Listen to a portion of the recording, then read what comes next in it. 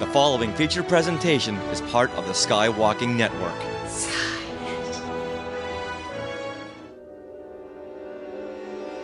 Welcome to episode 50 of Star Warsologies, the podcast about science and academic fields of study seen in Star Wars. I'm one of your hosts, James Floyd. I write for Star Wars Insider Print Magazine. And I'm your other host, Melissa Miller. I'm a science writer and also doing some articles for Star Wars Insider Magazine. In this episode, Star Warsologies is going to chat about invasive species and extinction in Star Wars, like with the Porgs taking over on Batuu and also all that environmental destruction caused by the Empire. Our guest expert today is Justin Hite. He's an ornithologist with the state of Hawaii, so we're also going to talk about birds in Star Wars. Welcome, Justin. Hello, Justin. And full disclosure, Justin is also my older brother and absolutely the reason I am as into Star Wars as I am. So I'm really curious to know the answer of your relationship to Star Wars, Justin. Yeah, how'd you get into Star Wars? I think what's kind of fun is we were raised in, I guess, a Star Wars household or something. I mean, our parents just thought it was cool and that we should see it. And so I actually don't really have a memory of the time not knowing Star Wars. A little bit after Melissa was born, when Return of the Jedi came out, they took us to the theater. And apparently I was just glued to my seat at 3 years old and couldn't get enough of it. And then it was just kind of funny. I really, really did not understand, because I was 3, that it was fiction. To me, this was just an awesome story. I guess I really wanted to be, when I grew up, a Jedi. Mm-hmm. What do you want to be? I want to be a Jedi. Why not? And then I guess I was massively disappointed when I kind of really did come to the realization that it was fake and that we'd never even been to another planet. I mean, I feel like actually, honestly, yeah, everything in life has been a massive disappointment because this is apparently not the Star Wars universe.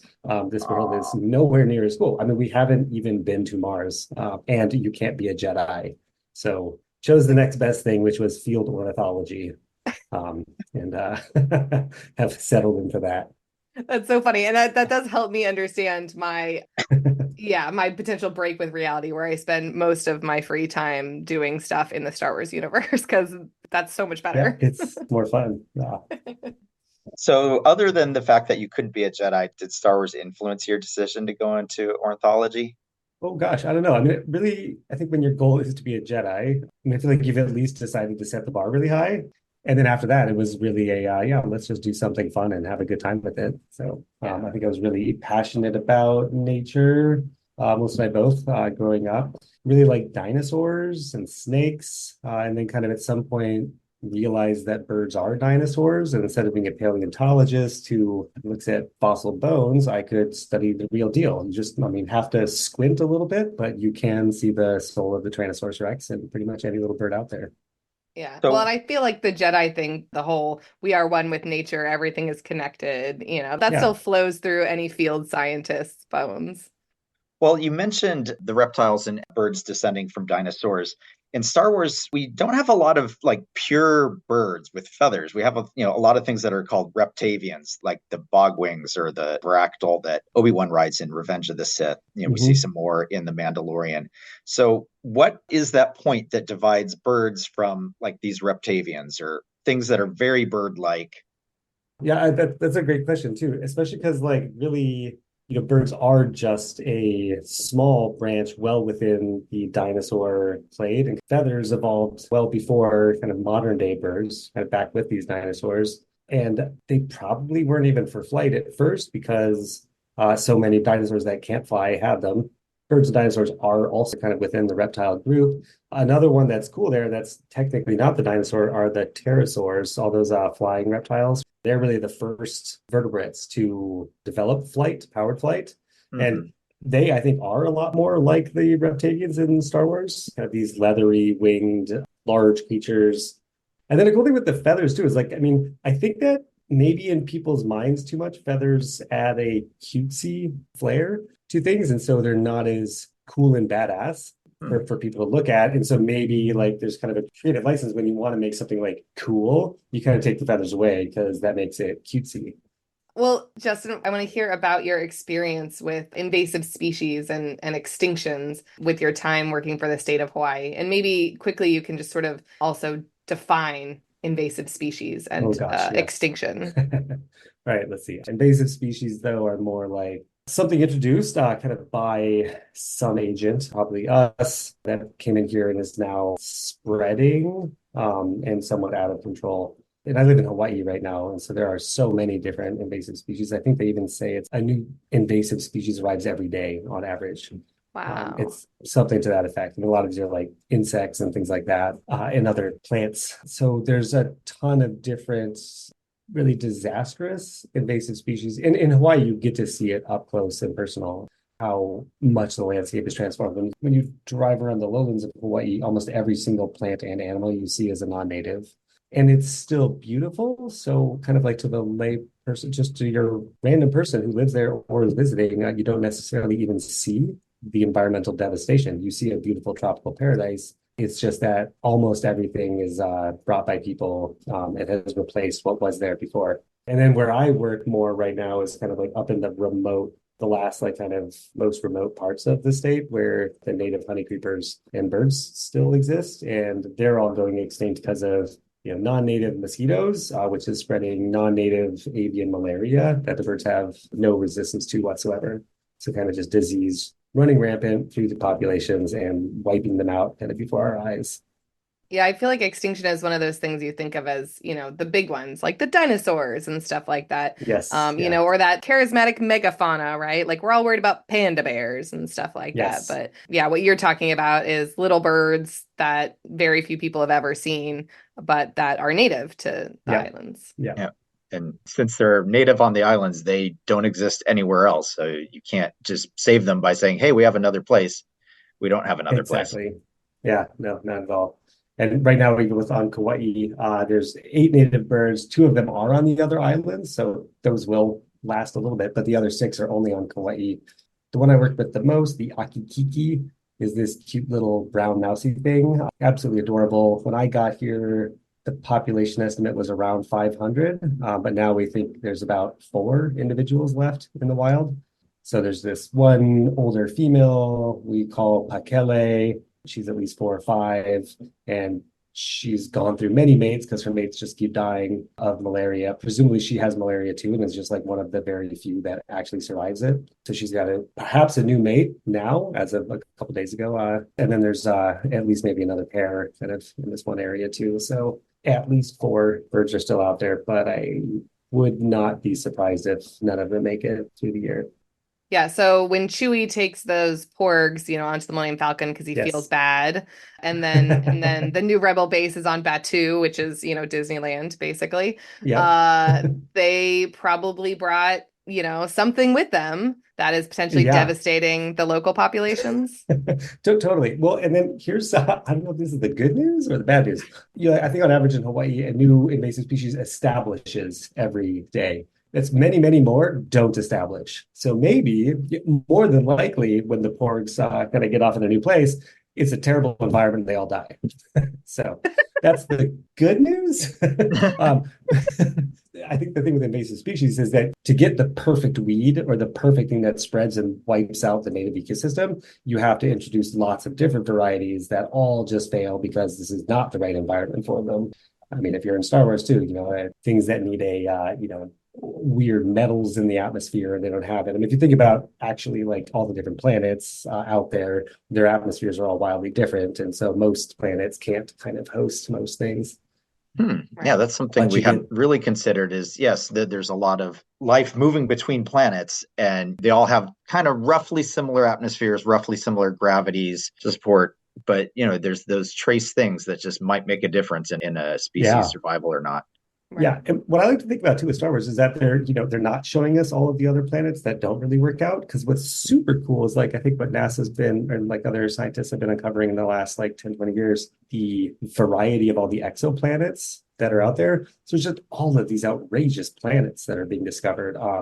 I mean, there's just wild, cool things. There's these like giant water worlds that have, I think, like 1,000-kilometer deep oceans of liquid water. And therefore, like the scientists assume crazy things are happening down there at like those pressures where there's nothing comparable on Earth. I mean, there's just so much variety of all these different kinds of planets that are out there. So presumably all of those exist in Star Wars too. It's just that we're not really visiting them. Right. Well, and I feel like in terms of like invasive species, yeah, they don't talk about that sort of thing that I've seen in Star Wars. There's very few even humanoids or whatever who have to like breathe differently on different planets. So you don't really get too much of that. Something I did have in mind that reminded me of Hawaii was like the Minox too, right? Who like ride Hmm. ships because they're Yeah. eating the wiring. And so they Yeah. show up in all sorts of different ports because I know that's a really big thing working on ships. We have to filter our ballast water and you can if you pick up ballast water somewhere, you can't drop it off, somewhere else and those sorts of Yeah. thing. Yeah, and that's even in Hawaii. I mean, that's how like the mosquitoes got here. I think it was like a whaling ship in the 1800s dumped its ballast water, I think at Lahaina, where there was really nice wetlands and the mosquito larvae. It was a perfect place for them. Wow, that's pretty amazing that you could pretty much track it back to one particular ship. And so we can go Well, back in time and sink really, them. We could save Hawaii for a couple of years. exactly. We just stop that whaling ship, and Right. then every additional one that comes in after. Yeah, I couldn't think of other examples necessarily in Star Wars, but there is obviously the like bigger environmental destruction if we talk about the Death Star, right? Yeah. Even the rebels and stuff like that probably have an environmental impact on their rebel bases and stuff like that, but nothing compares to I remember watching Rogue One, the idea that they tested it on planets. Because obviously everything on Alderaan is dead. But, Jeddah, where they tested it, that section of it is completely uninhabitable. Yeah, other thoughts, I guess, about how bad the Yeah. Empire is. Hot take. Yeah. I mean, the Alderaan example is kind of the immediate environmental idea that comes to mind. I mean, if you just blow up Alderaan, you've killed everything. That's as bad as it can get. And it reminded me of so I lived here in Hawaii in 2018 and kind of went through what we refer to as the fake missile crisis. Hung over and waking up to a emergency alert sound on my phone at like 8 o'clock on a Saturday saying nuclear missile inbound to Hawaii, take shelter immediately. This is not a drill, even though it was a false alarm. But it just kind of like made for a bad morning for everybody in the state. I remember thinking, because at that time, I think we were 3 years into collecting eggs from Akikiki to start a captive flock so that we could save the species. And so we're 3 years into this and going, and I was like, well, you know what? Like we really hadn't planned on was we were trying to save the Akikiki so that we can like return them to their environment and we can fix some problems later. But if we just like nuke Kauai, that's gonna mess it up. So like kind of with all of our thoughts on how to do species conservation, none of our plans include a nuclear missile. Yeah, I forgot about that. I can't even imagine waking up to that kind of a text. I was gonna say too, just a thing that it reminded me of just recently, like not to stray into like politics and stuff like that, but like with the war with Russia and Ukraine, recently, I mean, just all the active fighting right outside and at a nuclear power plant. Nuclear power is like fantastic in some ways and really scary in other. And something I read in the paper was like, our plans for keeping this nuclear power plant safe do not include active war. I'm like, well, should we be using it then if like this is Europe? Right. Like it's covered in nuclear power plants. How long has there not been active war? Do we assume maybe someday it'll happen again and like these things have to be protected? Anyway, that was a scary thing because that'll be bad environmentally too. Nuclear weapons are like the Death Star and they are not good for the environment. Well, and then also, I mean, and this is something that I remember us probably talking about as dorky kids. Is everyone on Endor okay after they blow up the Death Star right above it? Like that's kind of going to be a problem at some point. And I like that in the sequels, they're like, no, don't worry, it fell next door. It fell on the other moon that was uninhabited. But even there, the environmental destruction would be massive. Yeah, absolutely. And I think they see that I recall from like one of those more recent movies was the Star Destroyers crashed on that planet and stuff. I mean, that's got to create a enormous problem too. And then the thing with Star Destroyers and Death Stars and whatnot is there's, probably I don't know, pollutants down there that'll get into the water side. There's mercury, there's weird elements. They're not really probably environmentally friendly. If you have a Death Star sized oil spill, what is that like? I mean, the pollutants, the radiation. Yeah, Justin, I know that you also worked with bird populations after the BP oil spill. Like, what does that do to an environment and species in the short term and then, decades later? So yeah, I did a bunch of research on oiled shorebirds for most of the year after the Deepwater Horizon oil spill, and that was just completely insane to see because I didn't even get down there until my work was on the fall migration of shorebirds moving through the area and the oil spill. I mean, I think it started in like April, and so I wasn't even there until September. And there was just so much oil everywhere, like absolutely everywhere. Was buried under the incoming sand. So it was just going to be this very large amount of oil that was going to be there for a long time. And just birds were just going to be continuously exposed to it and continuously oiled more. And then you think about like we actually, it took 3 months or whatever, but they were able to plug it. I think what's worrisome is that there's definitely a lot of drilling like deep water wells in the Arctic. And if they have a similar problem, which, given enough time, they will, it'll be a lot harder to plug. And so I think you could be looking at years instead of like months for stuff like that to happen. I like in the MCU where they talk about the cleanup of these, events and, oh yeah, when aliens come and we kill them, then you have to dispose of their bodies because they're radioactive or whatever, and there's just none of that sort of in Star Wars other than I guess like the salvage operations, right? Like Rey is salvaging parts and stuff like that. But there's no talk about like what has she been exposed to over these decades, as a salvager. Yeah, and it does remind me much more of like kind of a Wild West version of a future, an alternate reality of less bureaucratic. And so there really is just a huge amount more radiation and problems and stuff, but that just aren't really talked about. Right. Well, and some of our like favorite heroes are certainly people who would dump ballast water full of mosquitoes on a different planet, exactly. Like Han Solo would absolutely do that. Mando would absolutely do that. Yeah. Even our hero Luke, I mean, he was bullseyeing womp rats. Right. Rude. I don't know. That's exactly. Well, what if womp rats are an invasive species? Well, then, yeah. I mean, and presumably it's just great fun too. But yeah, I mean, I have no idea. Well, and also, I just remember I loved the article you wrote about the wildlife ranger kind of walking around the aftermath of Mandalorian season 2. She's like, what in God's name has been happening here?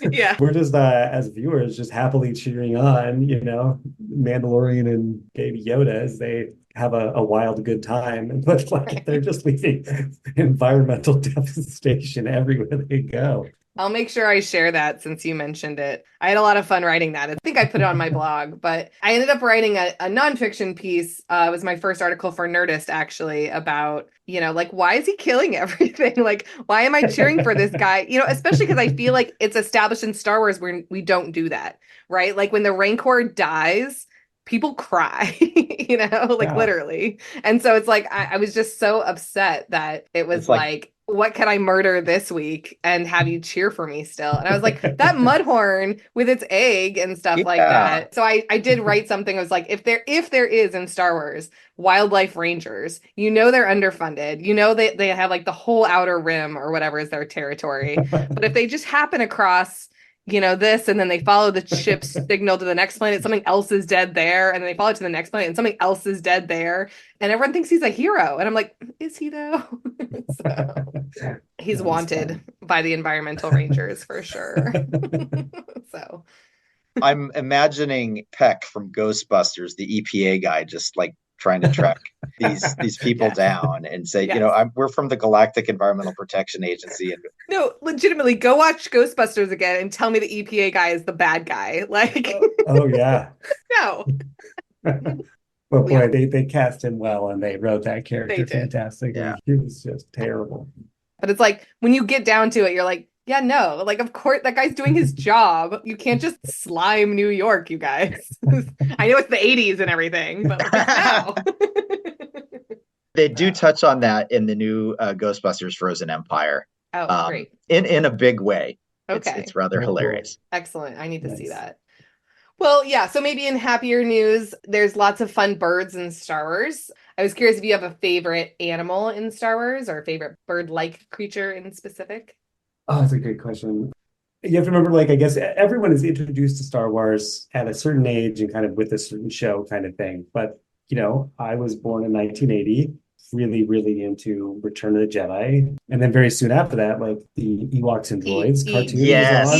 Ewoks. And yeah, exactly. And so Melissa and I had we would watch that a lot. We would get our VCR out and record it and press pause during the commercials and everything. So I've watched those a lot when we were like, little 80s kids. So I would just say for me, maybe it's not a popular opinion for people, but I think that Ewoks are like the coolest thing ever. But I was very much, I was the target audience for the Ewoks. I was the exact like demographic they were aiming at. So they did their job. I absolutely love them. And then from that show, there's just that silly little 80s cartoon has so much fun little wildlife things. I have no idea what they're called, but cute little flying creatures. Yeah, oh yeah, the and Wisties. Weird the oxen things. Some weird, scary things. There's like these star-shaped thistle things. I don't know. There's just all sorts of neat wildlife. I really liked imagining. And that for me was fun because it was, you see the Ewoks in the movie, but then it was, I think, just that idea of like, let's just run with this area and like think about this environment and the adventures that they get up to. And you have bad guys, the Dulocs, whose like goal was just be mean to the Ewoks. They like never were trying to like eat them or anything or kill them. It was just like, let's spoil their plans. So yeah, no, that's an interesting insight too into our early Star Wars really did immerse me into that. There's more stories to tell here that don't involve the Skywalker and their dysfunctional family. Because that's still the stuff that I am most interested in is the other stories that are like happening over there or over there. And it makes sense when you think about it because I loved that show. Dressed up as those characters for many Halloweens, had birthday cakes in the shape of those characters. Yeah. I'm just thinking a funny thing now too, because like I have a 9-month-old baby and she's just learned to crawl in the last couple of weeks. All the time. Like I kind of like look over and she's crawling away somewhere or like getting into something. Like she's crawling like butt up in the air. All I can see is her like rooting around in something. And it is exactly like when Luke first meets Yoda and Yoda's like crawling around like inside his little refrigerator thing, like looking for snacks. It's exactly like that was apparently modeled after a human baby doing that kind of thing. And it's just so funny, like seeing her as this funny little Yoda running around the house. I like that. She's testing your patience to see if you are patient enough to be a Jedi. Absolutely. Yeah, she is. She's like, come on, more constant love and attention. I need it. Speaking of love and attention, we got porgs. They need lots of love and attention and maybe barbecue sauce. We look at porgs and like they don't have a beak or anything. So what should they be eating? That's a great question. I have no idea. I mean, even like it's modeled after a puffin, and I don't even really think I understand what a puffin's bill is for. So, like, I mean, most of the puffin relatives don't have monstrous, ridiculous bills. I mean, maybe that's just for sexiness, or maybe there's something about how powerful it is allows them to just carry tons of fish. I don't know if the other ones can carry as many fish in their bill all at the same time. So maybe there's a function for it. Without that at all, because all the puffin relatives have some sort of bill to eat their fishes, I really don't know. I mean, all birds have bills, so I don't know how they're supposed to manage without it. Their food must be very easy. Well, that was something when I wrote an article about porgs, I talked to a puffin scientist, and yeah, he did. I remember him saying that yes, they can carry more fishes, but obviously a bill that big isn't necessary to fish because there's plenty of birds who fish without a bill like that. Yeah. But then he did also say that they use it to dig their underground burrows. Oh. And so the fact that porgs don't have bills means that they must nest out in the open, which says something about their predatory pressures. So. Yeah. A huge number of birds are using, like woodpeckers make the holes, and then chickadees, titmice, bluebirds, swallows kind of all use the cavities that woodpeckers create later to nest in. So maybe there's something else out there too that's making the holes and they're climbing in afterwards. Yeah, I do also remember him saying that if there were predators, that maybe the porgs just poop all over their eggs whenever they leave their nest. Yeah. That's a thing that birds do apparently? Gosh, oh my gosh, that's cool. I mean, I know they poop on their legs a bunch to keep cool. I didn't know that pooping on the eggs. Yeah, it was like seabirds who have to like leave for the day or whatever, that they'll like poop all over their eggs because then. So I just love the idea that off screen, right? We don't show that in Star Wars, but just off screen, it's just porgs pooping all over everything. Yeah. Well, but that feeds into the whole ecology of Acto, that they're pooping everywhere so that little tufts of grass can grow in those spots to then anchor down a little bit more soil that then the porgs can use to build a better nest next year. And There you go. Yeah. Well, the other bird that really came to mind, and this is another one actually that the concept artist that James and I have talked to before created, was like the steel pecker. And I guess going back to Jakku, where Ray is living, yeah, she's a scavenger, but that there's also this bird who's adapted to get nutrients out of the shipwrecks of Star Destroyers. Like that just seems really interesting and like a quick niche to fill. Yeah, and presumably they're galaxy wide. Maybe they are somehow getting around from downship cluster to downship cluster, or maybe they're just hanging out on ships somehow and stowing away so that as soon as a bunch of them go down, they can try to survive it and then colonize it on the ground. I don't know, because yeah, how else would they do that? I don't know. That is a fun idea for an animal to be adapted to. Like that. I mean, you know what it kind of reminds me of is like whale falls. Whale dies, floats around, and then it does just sort of sink to the bottom of the ocean and just randomly hit some random spot. And then huge amounts of wildlife congregate on it for, I think, like decades, they say, a single whale. And these things are coming from who knows where and getting there somehow. So somehow they're able to search around until they find it.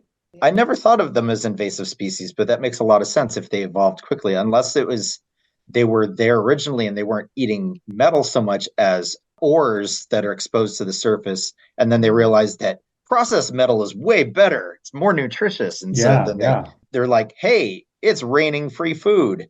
Yeah. Well, and do you know what this reminds me of too? Like, so there's an invasive species that are newly invasive for the first time. A lot of the invasive species we have are kind of, they're randomly introduced and they're just really good. They exploited the niche once. Others, though, move around with humans a ton and are constantly being introduced to new areas, and they're really, really good at it, and they're really good at like the habitats that we create. And there's been a huge amount of selection for that. And so I think that the Star Wars universe would probably have that too. And I guess like the Minox and stuff, where they're very specialized, they follow the people, and they're kind of constantly using these. They're really well adapted to what the humans have done. The species that it's reminding me of the most is a mosquito, Aedes aegypti, kind of like one of the main ones that causes malaria and other really bad viral infections in people. And they're incredibly well adapted to humans. I'm to the point where like they're probably nothing like they were before they sort of met humans. And I think this is through a ton of selection based off of like pesticides that we've used, and things that have kind of driven them to be so close. But I think like their primary place where they live is like in your house, because I think people would do lots of pesticide spraying outside the houses, but not in the house. And so all the ones outside died. And the one that did quietly live among your clothes in your closet survived. And then they need the tiniest little bit of water, like a soda can left on the ground with an itsy bitsy amount of water on the bottom, will serve for their larvae to develop and become adults. And those kinds of things are always around people. We have tiny little bits of water around us that we can't really control creating. And so these things are just perfectly adapted, and they don't really go outside of it. So when there's doing mosquito control now on places for the species, you just really have to knock it out where the humans live. And it's sort of like an island. If there's a town here and a town over there a couple miles away and another town a couple miles away, the landscape does not have Aedes aegypti. The Aedes aegypti are all just at the towns. So you can even go piecemeal to eradicate them from one town, eradicate it, go to the next town, eradicate them there, go to the next town, and then you can get rid of them that way. So it's kind of cool. I think there's probably species like that in Star Wars where they're really, really well adapted to us, either a pest to us or we just don't even really notice them, a pest to everything else where we go, but fully tied to the things that we are creating. And that's probably happening too. All right. Well, we should probably start wrapping up with our last questions, but is there any other birds or depressing extinction facts or invasive species or anything like that in Star Wars or in your experience we want to talk about first? I wanted to share some fun facts that ducks are canon in Star Wars. You see them in The Phantom Menace and Attack the Clones on Naboo, and it's just because when they're filming, there's ducks, and you see them swimming, flying around. But ducks get mentioned in the A New Hope novelization. Obi-Wan is teaching Luke about the Force back at his hut, and he's like, you can learn the ways of the Force, and even a duck has to be taught to swim. And then Luke, of course, living on Tatooine, he's like, what's a duck? Right. And that line has stayed with me forever, that just Luke saying, what's a duck? That's very funny. That's awesome. When I go back and watch the prequels, which doesn't happen very often, I'll have to look for that. I just think it's interesting that in the prequels, we're just like, oh, there's ducks here, leave them in, versus in the sequels, they were like, oh, there's puffins everywhere. We got to create a new species of animal to cover them up. Well, Captain Panaka does say something like, "We're sitting ducks," so Oh, they know what a duck is. right. I mean, that's kind of we can sort of imagine some things here too, where like there's been duck-like things for a very long time. So I think there's this thing called like Vegavis, something like that. There's fossils of it, I think, from the Cretaceous. So kind of back when there's still all the rest of the dinosaurs in Antarctica. And that was back when Antarctica was like a really different environment, but they were flying feathered ducks back then. So I think ducks have been around for a really, really long time on Earth as well. So I think that'll happen sometimes with evolution. You know, you find something that works and you either just keep on changing, like a lot of things will just kind of keep on adapting in different ways and stuff. The songbirds are always going crazy with new ideas, but ducks just seems to work. There's a niche for water and the duckweed needs to be eaten and all of that. So, and then people move ducks around a ton. I mean, there's a lot of ducks that are invasive species that they're not really expanding as much, but a lot of ducks have like been introduced and then have colonized and done really well. So I think like the Canada goose, my understanding is pretty well established in Europe. The mute swan is a European species that's really well established in parts of the United States. We also create fantastic habitat for them. So you could see that, yeah, ducks would be another thing that would get around between good human-caused environments. Yeah, and I can also see Naboo, and this is maybe too big a can of worms to open here at the end, but I could also see that Naboo would be one of those places where people have decorative or whatever species where they're like, oh yes, I brought this duck from, that I saw in my travels and I'm just going to put it in this pond here. And so Naboo, being as Earth-like and, environmentally diverse relatively in Star Wars as it is, would have a whole bunch of things like that. Well, if you go back and watch the prequels and you don't see any, I guess you're just duck blind. Nice. Terrible. Well, Justin, tell us about your favorite Star Wars character. I like Luke Skywalker. That's what I was pretty sure you were going to say. So cool. He has a green lightsaber. He's on a journey. I don't know. I mean, again, like kind of as a child of the 80s, and really, I mean, the thing too about the 80s with them is like, now there's like kind of new Star Wars things coming out all the time. And I think there's even the expectation that there will be new things. Back then, there really wasn't. I mean, like the original ones came out, but then it was just sort of locked up and things weren't going to be coming out. And there was nothing like it either. It was just so much better than everything else, like all the cool space fiction stuff back then, at least to me. So I think to me, those stories in some ways are not like they're more powerful or not, but they stood alone and above other things for a very long time in a way that the rest of this is kind of like mixed in now to a world where there's just so many cool stories. And so for me, really, I mean, that's just a long-winded way of saying that I like the original trilogy, and that's like my sort of cup of tea when it comes to the Star Wars universe. I don't know. So I think just a lot of those characters from the originals were totally awesome. Vader is the coolest villain ever. Just that power. When you first meet him in the original series too, and just like picking up the guy and choking him out, and like, I mean, you mentioned Rogue One earlier. I feel like, in my opinion, like the many later things, like kind of more recent things with Star Wars, do a good job of kind of having their new stories and things like that. But I think rarely do they really take you back and very, very much enhance something from the originals. And I just loved that scene at the end of Rogue One where you get to see, because back then they didn't have the technology to do the lightsaber fighting or whatever, even like, my goodness, like the training for that actor to be so vicious. But just seeing Vader viciously kill all of the rebel people in the hallway was wild. That was a cool scene. Yeah, and I know a lot of people had that same reaction to Luke's scene in Mandalorian. Was at the end of season 2? God, yeah. Seeing him get to do all that badass stuff Totally. instead of just stand around in his Jedi robes or whatever. So that's right. Yeah, really getting to see Luke at the height of his powers do something. But then other ones too. I mean, I really like the idea of the Sarlacc pit. I loved like the rascaliness of the Jawas, like their little chaos agent. I mean, you brought up earlier like the Mudhorn and stuff, and like the Mandalorian killing it. In some ways, that wasn't really his fault. It was just because the Jawas were just like, they didn't have to kill the Mudhorn to get the egg, that was not explained to him, and they weren't probably bothered by it at all. They just seemed like wonderful, just vicious chaos agents. I like that. Well, if somebody was looking to get into ornithology, how would you recommend them going about that? Bird watching is a good start. What I really like about bird watching is all around you, no matter where you live, there are a ton of birds and an enormous number of species, even. I mean, I think like as soon as you kind of get into it, you just realize there's this vast tapestry, like kind of behind the veil that's there for you. And it's different every month. It's a little bit different than it was the month before. When you go to new places, there's new things there for you. ebird.org allows you to kind of like figure out where to actually go to see the really cool things near where you live and when the cool things will show up. It's kind of cool. You just sort of like actually see a really diverse riot of different species and different ecological stories and everything happening with birding. And then kind of just getting into ornithology is, if you are really into it, there's various ways to try to like make a career out of it. And bird tour guide leading is one way a lot of people go, but then also just ornithology is another. And honestly, the ornithology doesn't necessarily pay well, but it's super fun. So, I mean, just for years there, I got paid poorly to travel all around the world and like live in the Amazon and things like that. And it was awesome. It was worth it. I feel like I got to have wild adventures for a really long time. So I think if people are looking for that kind of thing and like kind of that sort of exploring sense of discovery and stuff, there's still a lot of that that's out there kind of waiting to happen.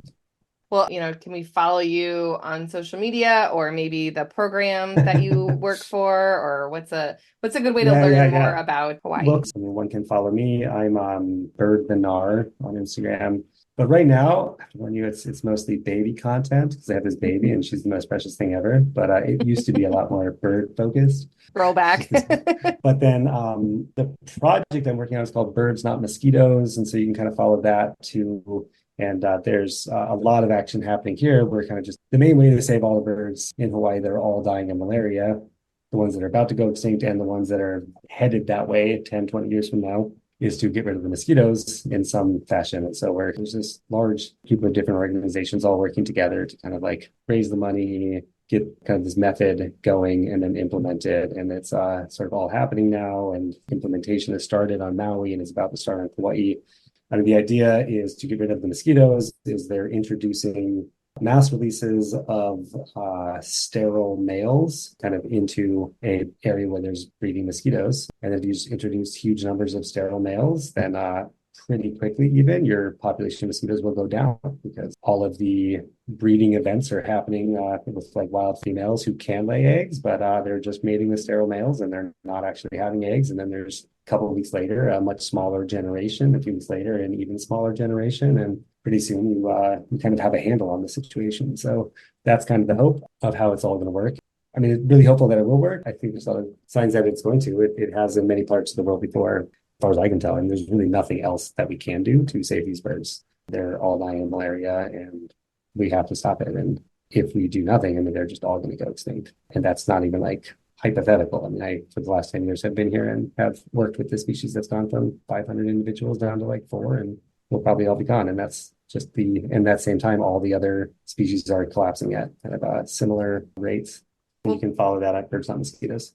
Yeah, we'll put up a link to their social media and their website and stuff like that, cool. So people can get involved if they want to help.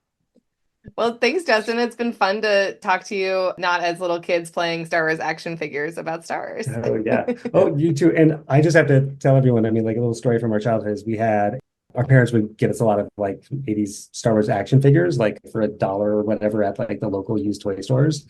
And mine just sort of stayed the same, but on Melissa's, they got a little bit of like nail polish and put some nail polish on the bottom of the feet of all of the action figures, so that we could tell, because I'm like, this one's mine. She's like, this one's mine. So that way we could tell whose was whose. But I think I played with them more roughly. And so like kind of as the years went by, like most of them were just Melissa's. And I remember just thinking it was terribly unfair that Melissa had more. But I think that's because I was just breaking mine and losing mine a lot more than she was. Yeah, like here in the background, you'll see my do-back with mom's red nail polish feet. Red nail polish. Yep, exactly. My do-back. Yeah, that is in fact Melissa's and not mine. Yeah, because Justin's probably is missing a leg or a head or something. Totally. Yeah, yeah. Funny. Thanks for coming on and sharing your expertise with us. And it was really great to have you. Yeah, thank you so much. Thank you. That wraps up this episode of Star Warsologies. Thank you for listening. This is our 50th episode, so we are super excited to be here, continuing bringing you cool science and other academic fields of study. We want to thank our guest, Justin Hite, and we want to thank all of you for listening. Yes, and if you're looking for the links we talked about, check out our show notes page, which is at skywalkingthroughneverland.com/star-warsologies. And also check out our Star Warsologies YouTube channel, where James is getting up all of our episodes so you can watch them there. If you have an idea for a topic for Star Warsologies or know an expert we should interview, let us know at Star Warsologies on X, formerly Twitter, and Instagram, or at starwarsologies@gmail.com. Also join our fan group on Facebook. It's called the Star Warsologies Podcast Fan Group. So join today, chat with us and your fellow listeners. Yeah, and please also rate, review, and subscribe to the podcast on your favorite service and share it with your friends. If you know any bird watchers, if you know anyone who loves Hawaii, this would be a great episode to share with them. Or if you know people who really like extinction level events. Yeah, maybe the link to the episode and a link to a good therapist. No topic is off limits, even whether if there is an end door, is there a start door? We are part of the Skywalking Network, where you can find a variety of other great shows about Star Wars, Disney, and Marvel, including Talking Apes, the Neverland Clubhouse, and the flagship show, Skywalking Through Neverland. They also have a YouTube show called Today in Star Wars History. You can find all of that at skywalkingnetwork.com. See you next time on Star Warsologies, when we bring on one of my siblings to talk about childhood adventures with Star Wars. No, instead, we're going to get fast and furious about speeders and other cool rides with a vehicle expert. Vroom!